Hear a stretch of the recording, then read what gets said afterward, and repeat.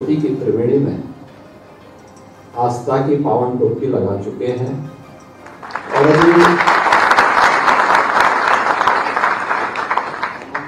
अगले 9 दिनों तक यह उत्सव इसी रूप में चलने वाला है। कल्पना करिए, ये भारत की पोटेंशियल है और यही भारत की आस्था को अगर सम्मान दिया गया होता तो भारत किन ऊंचाइयों को प्राप्त करता है। और उस महाआयोजन के अवसर पर आप सभी को उत्तर प्रदेश आने का अवसर प्राप्त हुआ। यहां से आपको कुछ स्थलों को उत्तर प्रदेश के अंदर देखने का भी सौभाग्य प्राप्त होगा, जिसमें अयोध्या में श्री राम जन्मभूमि, वहां पर भी काफी इस समय प्रेशर है।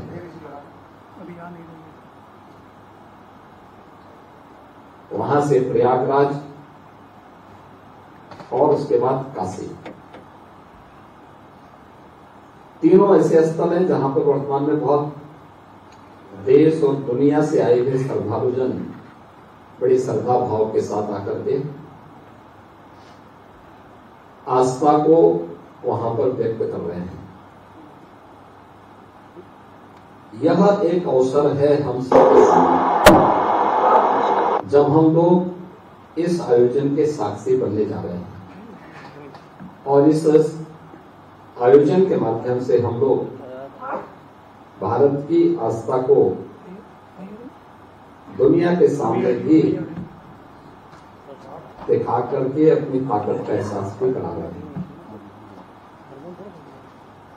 मित्रों, उत्तर प्रदेश आप जैसा कि जानते हैं कि देश की आबादी का सबसे बड़ा राज्य है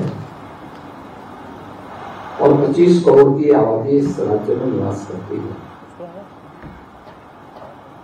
यह हमारा सौभाग्य है कि प्रधानमंत्री मोदी जी के मार्गदर्शन और नेतृत्व में पिछले 10 वर्ष के अंदर देश के अंदर तो एक माहौल खड़ा हुआ। पहली बार देश की आस्था को सम्मान प्रधानमंत्री मोदी जी की लीडरशिप में प्राप्त हुआ। उन्होंने भारत के इस पोटेंशियल को पहचाना और आज भारत के अंदर उन सभी स्थलों को फिर से मान्यता प्राप्त हुई जिनके लिए भारत के रूप में जाना जाता था। आपको अयोध्या जाने का अवसर प्राप्त होगा। 500 वर्षों का इंतजार समाप्त हुआ। अयोध्या में रामलला फिर से विराजमान हुए।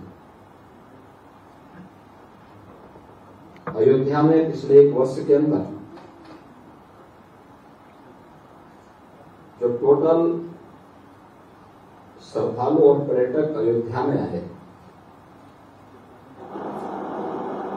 उसकी गिनती कर पाना बहुत चुनौतीपूर्ण है। और चुनौतीपूर्ण इसलिए है क्योंकि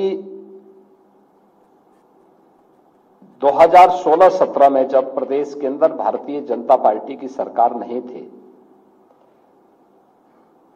तब यह संख्या हुआ करती थी वहां पर मात्र 2,35,000। और 2024 में अगर श्रद्धालुओं की संख्या को हम वहां की दृष्टि से देखेंगे तो ये संख्या लगभग 14 से 15 करोड़ से अधिक श्रद्धालु अकेले अयोध्या धाम में आए।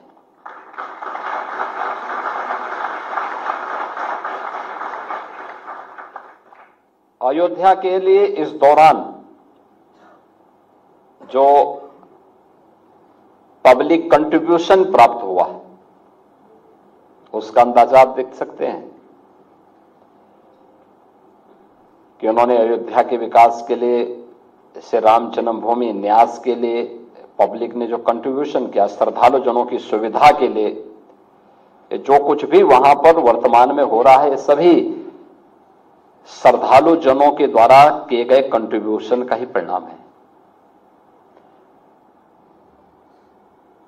ऐसे ही काशी में, काशी विश्वनाथ धाम बनने के पहले श्रद्धालुओं की संख्या काफी कम थी और आज उनकी संख्या बढ़ करके काफी ज्यादा हो चुकी है। मैं परसों काशी में था और मुझे ये बताने में कोई संकोच नहीं, जब भी मैं काशी वासियों से वहां बात कर रहा था, उन सब ने इस बात को कहा। उन्होंने कहा, साहब हमने अपने जीवन में कभी भी इतनी भीड़ काशी में कभी नहीं देखी जो पिछले 1.5 महीने से हम देख रहे हैं।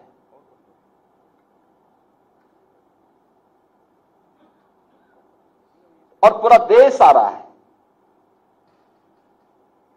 प्रयागराज में 2013 में भी कुंभ था। प्रयागराज के 2013 के कुंभ में कुल 12 करोड़ श्रद्धालु आए थे। आयोजन 55 दिन का था। 2019 को अर्ध कुंभ था, उसे हमने कुंभ के रूप में, प्रयागराज कुंभ के रूप में आयोजित किया था। उस अवसर पर प्रयागराज में श्रद्धालु जन और पर्यटक आए थे लगभग 24 करोड़। और इस बार अभी तक प्रयागराज महाकुंभ की दृष्टि से अगर हम देखेंगे तो अब 45 यानी कुल 45 दिन के इस आयोजन में 36 दिन हो चुके हैं। अब मात्र 9 दिन बाकी हैं। इन 8-9 दिनों को छोड़ दें तो इन 35-36 दिनों में ही 53 करोड़ श्रद्धालु प्रयागराज में आ चुका है।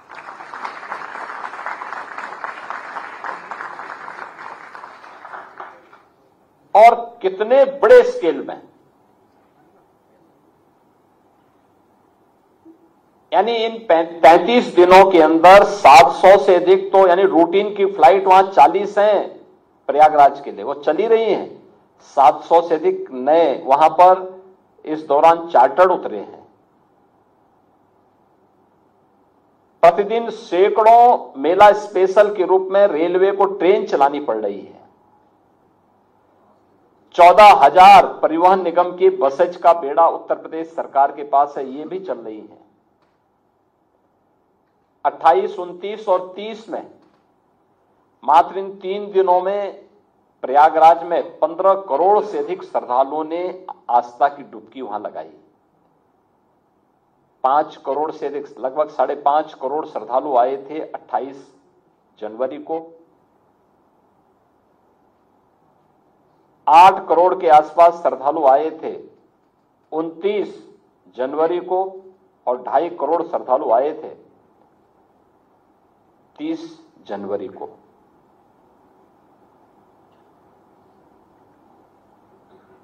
सरकार ने अपने स्तर पर, केंद्र और राज्य सरकार ने मिलकर के जनता की बुनियादी सुविधाओं को ध्यान में रख करके कुछ कार्यक्रम भी किए थे। बुनियादी सुविधाएं उनको अच्छी मिले, प्रयागराज का इंफ्रास्ट्रक्चर अच्छा हो,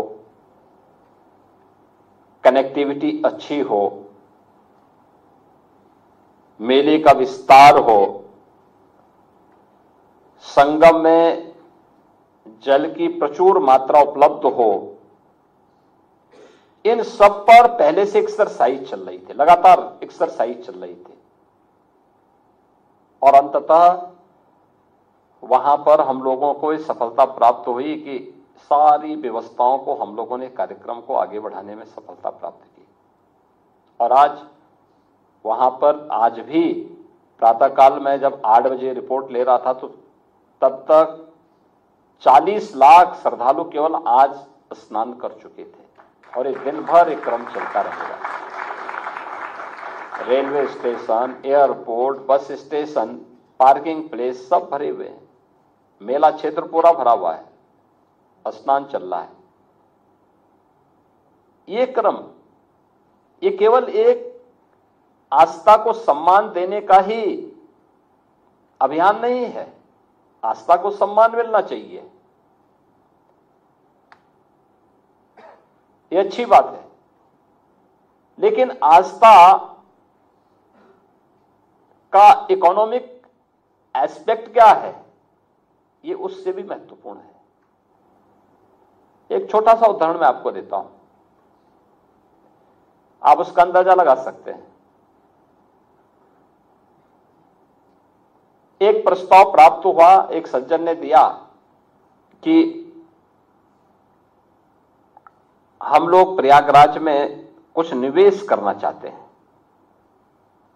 पूछा गया कैसा निवेश चाहते हैं, उन्होंने कहा नहीं, हम लोग आस्था के अनुरूप होगा। आस्था के अनुरूप कौन सा निवेश हो सकता है?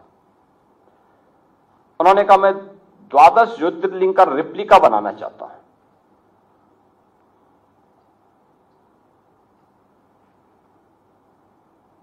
तो उन्होंने अपना एक मॉडल दिखाया कि हम इस रूप में करना चाहेंगे।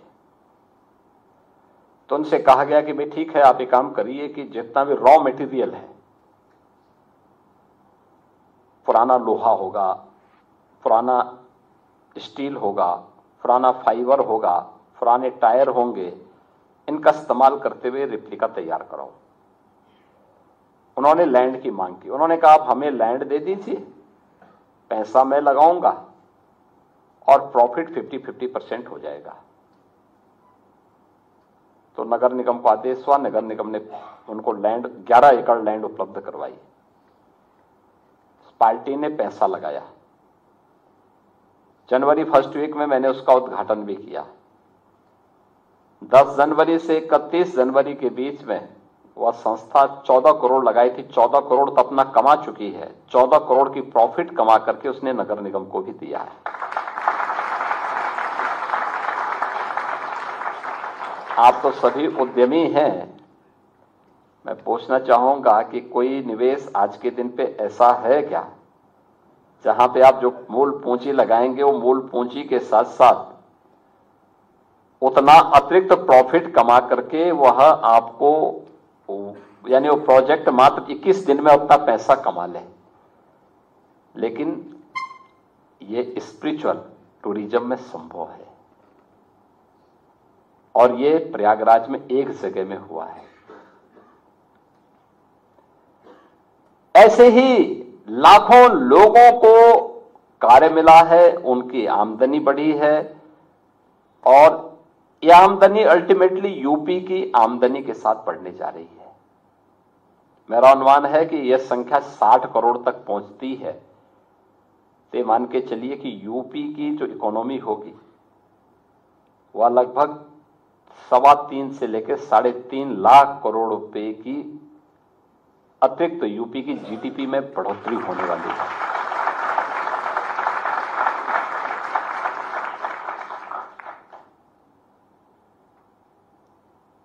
हमने आस्था को केवल ये मान लिया कि इस पे कोई ताकत नहीं है,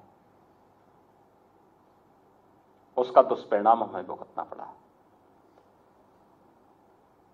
हम भारतीयों के मन में गुलामी के कालखंड में जो ये बात डाल दी गई कि जो भारतीय है वह कमतर करके उसको आंको, उसको महत्वहीन कर दो, उसकी कोई महत्व नहीं है, ये जो बात समझाई गई उसका दुष्परिणाम हम भुगत रहे हैं। हमें ये बताया गया कि जो भारत का है इसका महत्व नहीं है और जो भारत के बाहर का है उसका महत्व है, तो दुष्परिणाम भी हमारे सामने थे।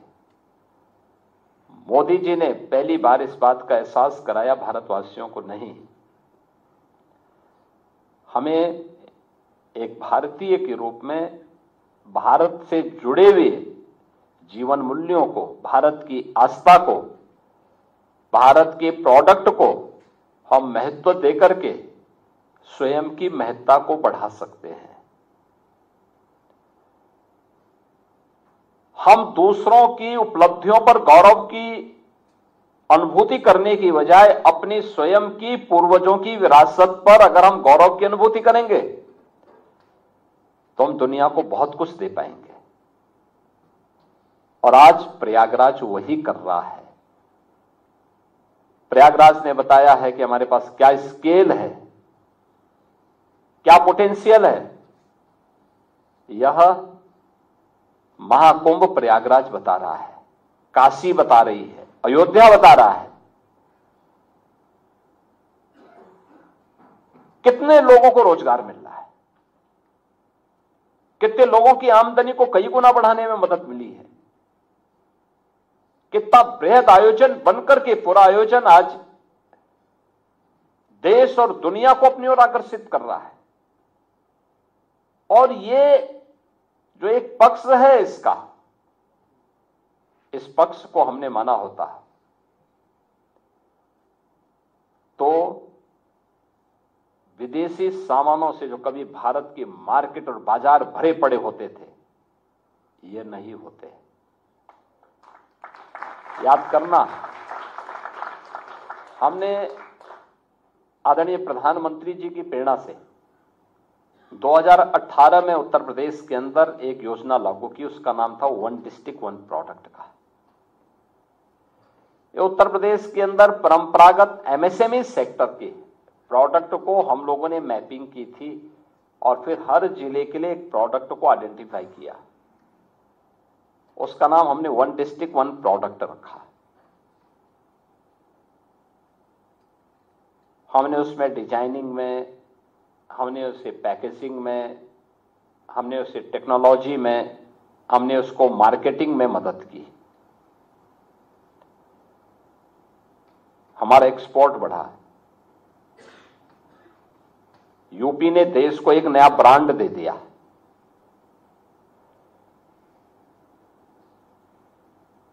परिणाम क्या है?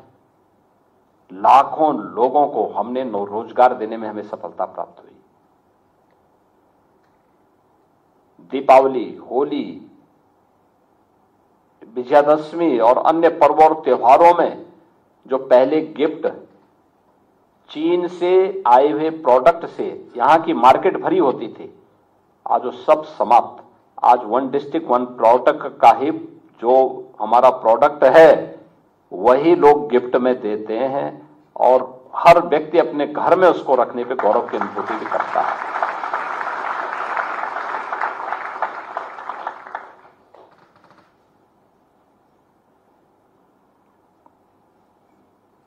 कितने बड़े पैमाने पे लोगों के अंदर, लोगों को रोजगार मिला, लोगों की आमदनी बढ़ी।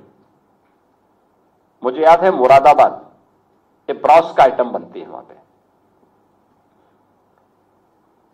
17-18 में, जो 17 में हम लोग आए, यहां पे सरकार आई, मैं गया था, बड़ी निराशा थी लोगों में, हताशा थी। लगभग वहां पर ब्रॉस से जुड़े हुए कार्यक्रम लगभग बंदी की ओर थे।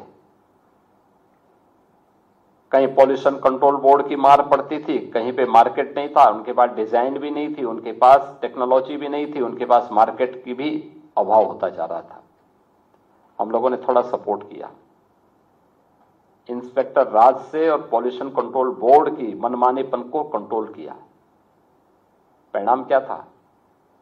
आज वहां पे 16 से 17 हजार करोड़ रुपए के प्रोडक्ट वहां से केवल एक्सपोर्ट होते हैं, अकेले मुरादाबाद से।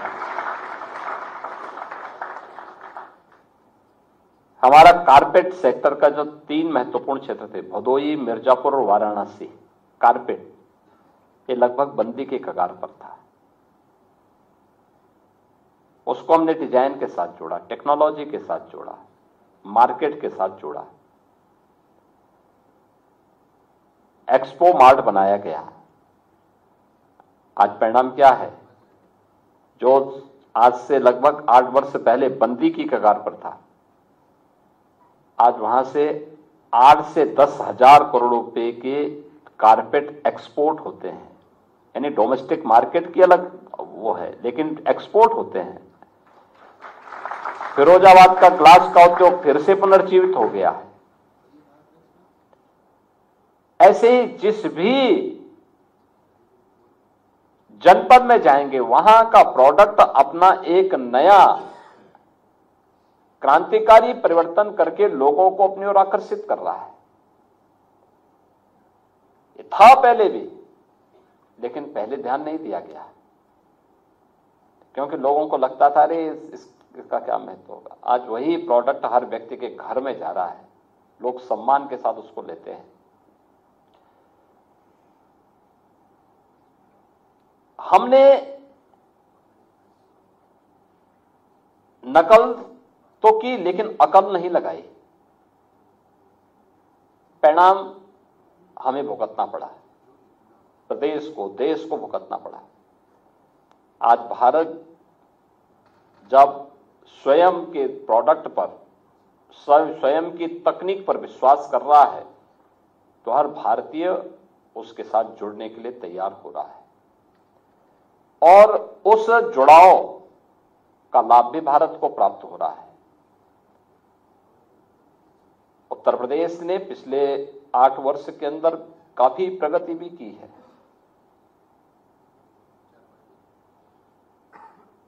उत्तर प्रदेश के परसेप्शन को, उत्तर प्रदेश में आ रहे निवेश के प्रस्तावों को, उत्तर प्रदेश के अंदर सुरक्षा के साथ साथ कानून व्यवस्था की बेहतरीन स्थिति को इसके साथ जोड़ के आप देख सकते हैं। उत्तर प्रदेश ने इस दौरान अनेक रिफॉर्म भी किए। जो प्रधानमंत्री मोदी जी की जो अपेक्षाएं थी उस पर खरा उतरने के लिए हर वह कदम उत्तर प्रदेश ने उठाए। टेक्नोलॉजी का उपयोग भी किया।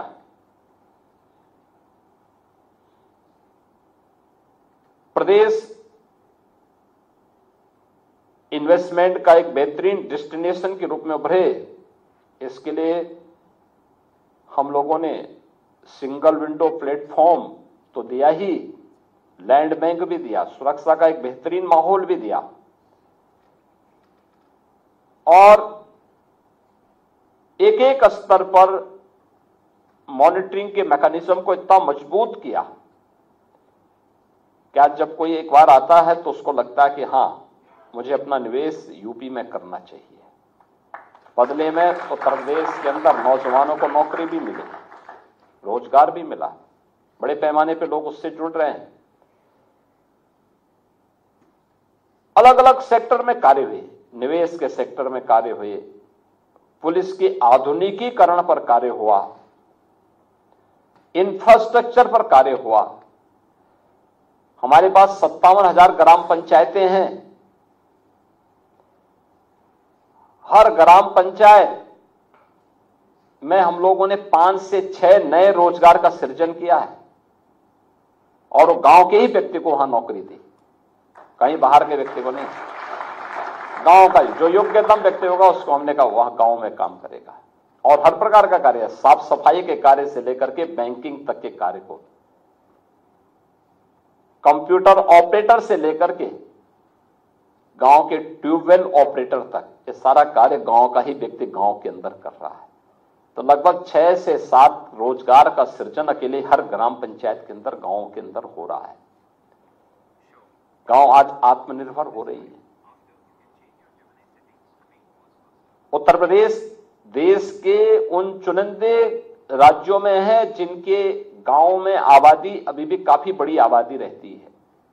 उत्तर प्रदेश में 65 से 70% आबादी अभी भी ग्रामीण क्षेत्र में निवास करती है। अर्बनाइजेशन हमारे यहां काफी देर से प्रारंभ हुआ। यद्यपि उत्तर प्रदेश के अंदर पहले देश के बड़े महानगर हुआ करते थे। कानपुर देश के 4 महानगरों में गिना जाता था।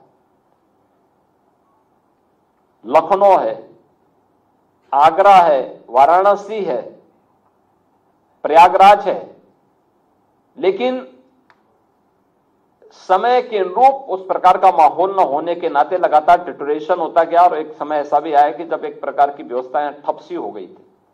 लेकिन आज ऐसा नहीं है। आज तो उत्तर प्रदेश के महानगर एक नई दूरी तय करने के लिए उतावले दिखाई दे रहे हैं। अर्बनाइजेशन तेजी के साथ बढ़ा है, तो स्वाभाविक रूप से वहां सुविधाएं भी उसी तेजी के साथ बढ़ानी पड़ेंगी, उससे दुगनी स्पीड से बढ़ानी पड़ेगी। और इसके लिए अनेक कदम उठाए गए, और उस कदम का परिणाम ही है, आप मुझे बताइए कि अगर हम लोगों ने प्रयागराज सिटी के अंदर आधुनिक इंफ्रास्ट्रक्चर नहीं दिया होता तो क्या ये 15 करोड़ लोग 3 दिन के अंदर प्रयागराज में क्या उस लोड को, उस प्रेशर को बर्दाश्त कर पाता? कभी नहीं कर पाता। जब हम लोग कुंभ के क्षेत्रफल को बढ़ा रहे थे, महाकुंभ का जो क्षेत्रफल वह पहले मात्र 1000 एकड़ क्षेत्रफल में होता था, 13 में 2000 हुआ, हमने उसको बढ़ा करके 10,000 एकड़ क्षेत्रफल में फैलाया। तो लोग कहते थे, उस समय लोग कहते थे कि ये सब क्यों किया? ये जो आरोप प्रत्यारोप करने वाले लोग हैं ना, ये लोग तब कहते थे इसकी आवश्यकता क्या है, ये पैसा अनावश्यक पानी की तरह बहाया जा रहा है।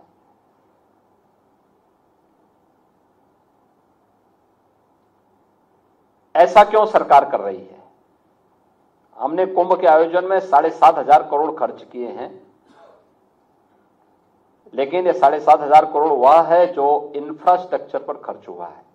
खासतौर पर प्रयागराज में 14 नए फ्लाईओवर बने, 6 अंडरपास बने, 200 से अधिक सड़कों के चौड़ीकरण का कार्य हुआ, नए कॉरिडोर बनाए गए, रेलवे स्टेशन का विस्तारीकरण हुआ, एयरपोर्ट के नए टर्मिनल का विस्तारीकरण वहां पे किया गया, और भी अन्य नए घाट का निर्माण हुआ। इन सब पे ज्यादा खर्च हुआ। कुंभ मेले की व्यवस्था की दृष्टि से कुल 1500 करोड़ रुपए हमने रखे थे, और वह कार्यक्रम हमारा उस रूप में आगे बढ़ा। आज वही लोग कहते हैं साहब आपने इतने कम जगह, जब भीड़ इतनी ज्यादा आ रही थी तो इतने कम जगह पे क्यों ये आयोजन किया है? हमने कहा पहले तुम लोग तो 1000 करोड़ में ही संतुष्ट थे, हमने तो तुम्हारे सोच से भी 10 गुना आगे बढ़ा के 10,000 एकड़ में किया है। और उस समय इनके पुराने बयान को और नए बयान को अगर आप देखेंगे तो आप लोगों को स्वयं हंसी आएगी कि ये लोग, इनका कौन सा बयान सच है, यही पता नहीं लग सकता। आप मुझे बताइए, आप तो सभी उद्यमी हैं, अगर राज्य की तरफ से या केंद्र और राज्य सरकार की तरफ से मिलकर के 7,500 करोड़ रुपए हम उसमें इंफ्रास्ट्रक्चर को भी जोड़ लें, खर्च करके अगर इकोनॉमी में 3 लाख से 3.5 लाख करोड़ रुपए की अतिरिक्त वृद्धि हो सकती हो तो कौन सा सौदा सही है? आप मुझे बताइए ना। आप तो उद्यमी, आप तो निवेश के अच्छे जानकार हैं, तो मुझे लगता है कि इकोनॉमिक्स हमारी ज्यादा बेहतर होगी इन लोगों की तुलना में जो महाकुंभ का विरोध कर रहे हैं। और ये सभी कार्यक्रम इसी गति से आगे बढ़ेंगे। आप मानकर के चलिए कि जो एहसास आपको अयोध्या में होगा, अयोध्या में भी हम लोगों ने इंफ्रास्ट्रक्चर को डबल इंजन की सरकार प्रधानमंत्री मोदी जी के नेतृत्व में उसी रूप में हमने किया। आज के दिन पे आप जाएंगे, प्रयागराज हो, काशी हो, अयोध्या हो, गोरखपुर हो, चित्रकूट हो, नेमिस हो, इस सभी जगह हम लोगों ने इसी प्रकार का इंफ्रास्ट्रक्चर दिया है, बेहतरीन इंफ्रास्ट्रक्चर दिया है। हम लोग अयोध्या की सड़कों को जब चौड़ीकरण कर रहे थे, विरोध करने वाले तब भी विरोध करते थे, अरे साहब ये विरोधी सड़क चौड़ीकरण करने की आवश्यकता क्या है? सिंगल लेन ही रहने दो, ये डबल लेन 4 लेन बनाने की आवश्यकता क्या है? जब वहां पे इंटरनेशनल एयरपोर्ट बन रहा था अयोध्या में, तब भी उसका भी विरोध कर रहे थे। काशी विश्वनाथ धाम बन रहा था प्रयाग काशी में, तो उसका भी विरोध कर रहे थे। तो इन लोगों का काम विरोध करना है, लेकिन उस विरोध के बीच से रास्ता निकाल करके पहले से ही एक दूरगामी सोच के साथ जब सरकार कार्य करती है तब परिणाम आता है। लेकिन उसके लिए एक दृढ़ इच्छा शक्ति के साथ निर्णय लेने की आवश्यकता है, और निर्णय लिए, रिजल्ट आज सामने आ गए। अयोध्या में आप मुझे बताइए, एक वर्ष में 700 करोड़ रुपए का चढ़ावा अकेले मंदिर में आया, राम जन्मभूमि ट्रस्ट में। अब इन लोगों को यह भी बुरा लगेगा।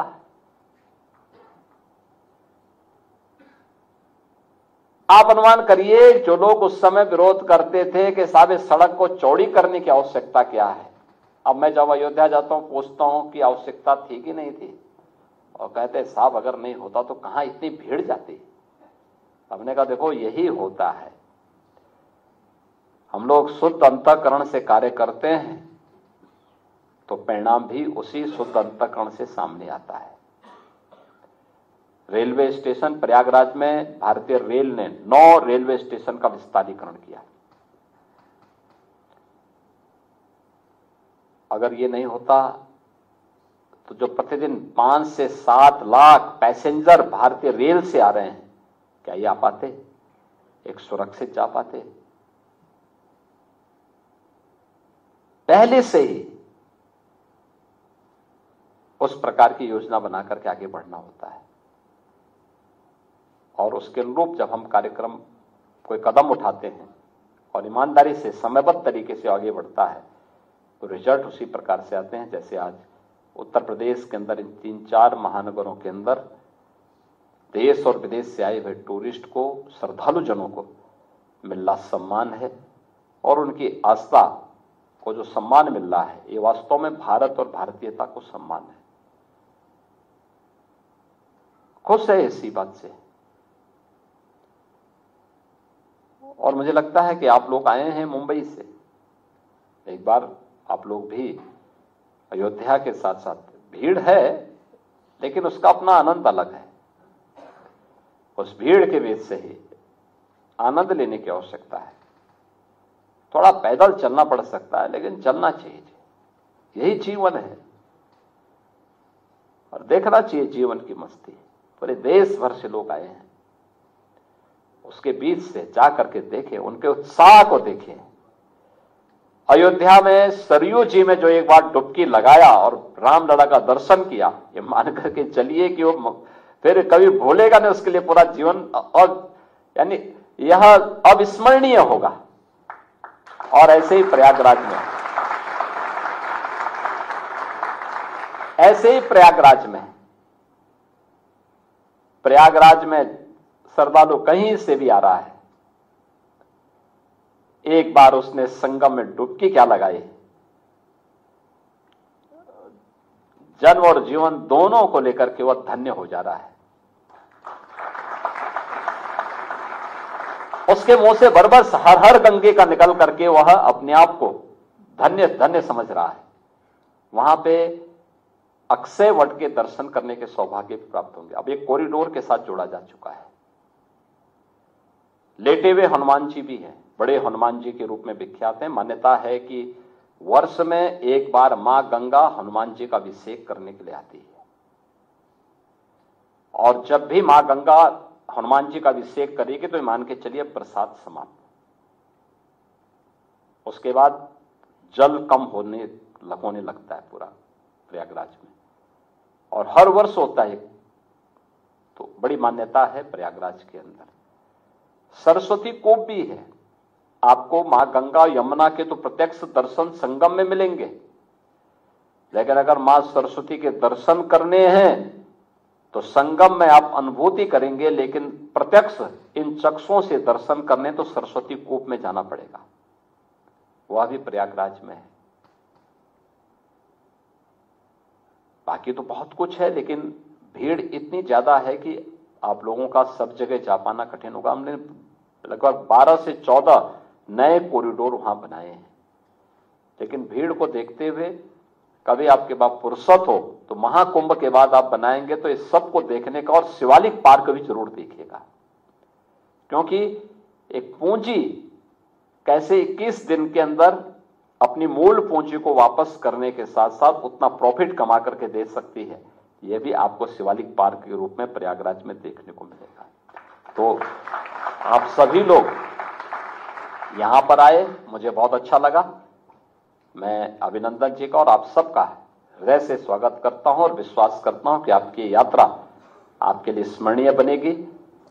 और इस पूरे कार्यक्रम के प्रति मैं आप सबको हृदय से अपनी शुभकामनाएं देता हूं। धन्यवाद। जय हिंद।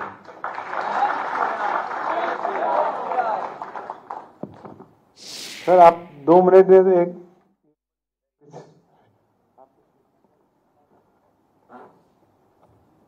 एक नम्र निवेदन है।